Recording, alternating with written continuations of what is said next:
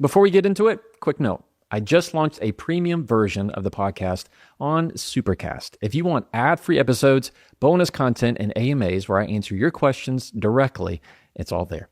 If you'd like to support the show and get access to all of that, I want you to go to jefferson.supercast.com, or you can check the link in the description below to join. All right, let's get into it. The top 3 mistakes that I see communicators make are: 1, they use absolutes, the always and the nevers. 2, they over-explain their words. And 3, they find a way to not take control of the first 7 seconds of the conversation. Without those 7 seconds, everything else does not fall into place. This is the Jefferson Vischer Podcast. You know what it is if you're listening. And this is good content for you. If you would, just please press the subscribe button. It means a lot to me, my family, and tells wherever you're listening that this is good content. I want to get right into it. So, number 1, if you don't want to make this mistake, it's very simple, but it's also very hard. Absolutes.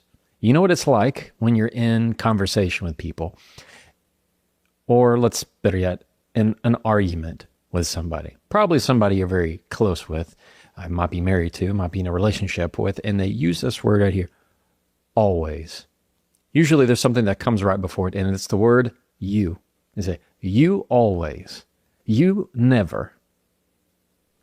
They're generally not positive statements. If I had to guess, the only time you hear those is in some kind of negative conversation, meaning the other person's using these words with a downward, mad, angry, frustrated, disappointed expression on their face. You never listen to me. You always say this. You never care.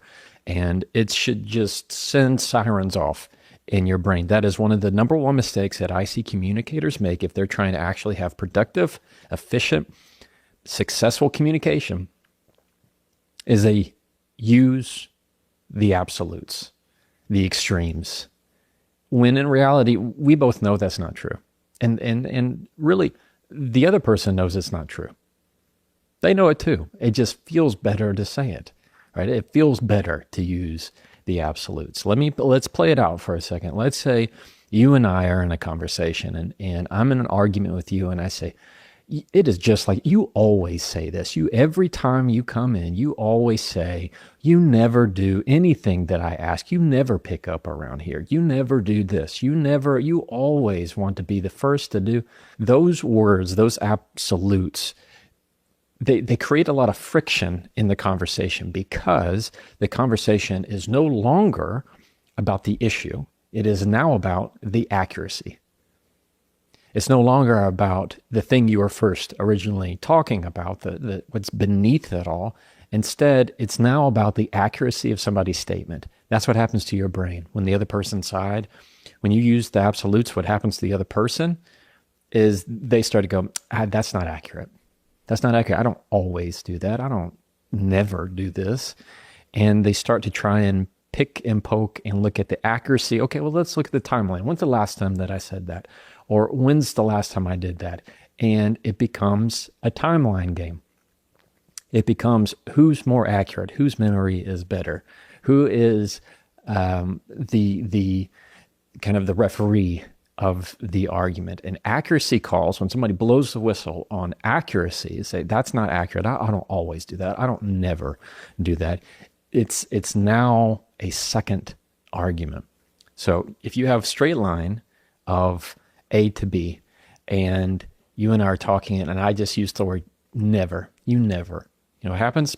We split, right? It's the multiverse. We have 2 different timelines happening because now that second one only cares about accuracy, meaning you're having an argument about whether you always or never did the thing. And so when I say accuracy, it's about, are they saying something that is correct? And as soon as the other person goes, no, actually, I don't always do that, it stings because you're like, I don't want to talk about this. I want to talk about the issue itself. And that's where you get caught up. So Jefferson, what's the point here? The point here is that you don't use them. And I know that sounds easier said than done, but it happens all the time. It happens in my relationships. It happens in my family's relationships and my friends' relationships. It happens among all of us. What I'm saying is it will happen. The key here is quick to fix it. So what are some ways we can do that instead if you catch yourself using that? One is if you catch yourself saying always and never, be the bigger person and grab it back. If you say always, catch it and go, actually, not always, a lot of the time, some of the time, most of the time, right? Catch it. So, I mean, if you say it out loud of, listen, you never stop yourself when you hear it and go, actually, it's not never, it's a lot. It feels like a lot to me, right? If you can catch it and grab it, that's an easy win. You now don't have to have that second multiverse argument about accuracy. Number two, a quick way is to say, I feel. It's a framework that works in a lot of different circumstances. You've heard me on this podcast talk about it. And it's a framework that works a lot of the time. It's I feel. Saying, when you do this, I feel that. When you X, I feel Y. When you speak to me in that tone, I feel like you're disappointed in me and I'm doing something wrong. When you leave the food on the counter, I feel like you're asking me to take care of it, and you're being passive aggressive or whatever it is. I feel. It's a very easy way of putting that in there, because at the end of the day, these always and never statements, they're really just a self-expression of what's going on inside you, right? Of what's happening inside. Because in your body, it feels like it's always or it's never in these absolutes. And it's way clearer for your body to go, I feel it right now, so this is what it must be all of the time. And so when my body says never, it feels like never. So what's another way? A third way we can take care of this is think of it as a headline. Think of it as a headline, meaning I'm going to say up front, I'm going to tell you something. It's not always. I feel like it's a lot of the time. And then give the statement. You see, I kind of use the headline to give you a preview of what I'm about to say. And let me try it again. We could do it a different way. I want to tell you something that's important to me. And I'm not saying that it's never, but I am saying that I feel like sometimes it's hardly at all. Then give what you need to say.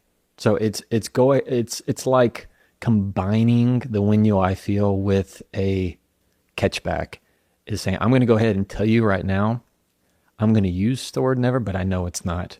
I know it's not never. I'm just telling you it feels like it is, right? Can you relate to me on that aspect of that? Are you safe enough for me to say, it feels like it's never, even though I know that it's not? My brain tells me, my body tells me, my emotions tell me that this is always happening, but my brain knows objectively it's not always happening. Before we keep going, this episode is sponsored by Cozy Earth, and also, in many ways, my mom. My mom, I gave her some Cozy Earth pajamas, all right? They are very soft. They're made of bamboo and very, very light. And my mom's never been like a big PJ person. I think she's just been a muumuu person. You know what I mean? Like it's just a big, huge t-shirt, for most of my life until she found these Cozy Earth pajamas. And every time she sees me, she somehow mentions the Cozy Earth PJs. Jefferson, you got any more of those Cozy Earth PJs? And I have to tell you, if you have a mother in your life, because I know Mother's Day is coming up and you need some time to make sure that it gets there, you can't ask for any better. Let me tell you, from one son to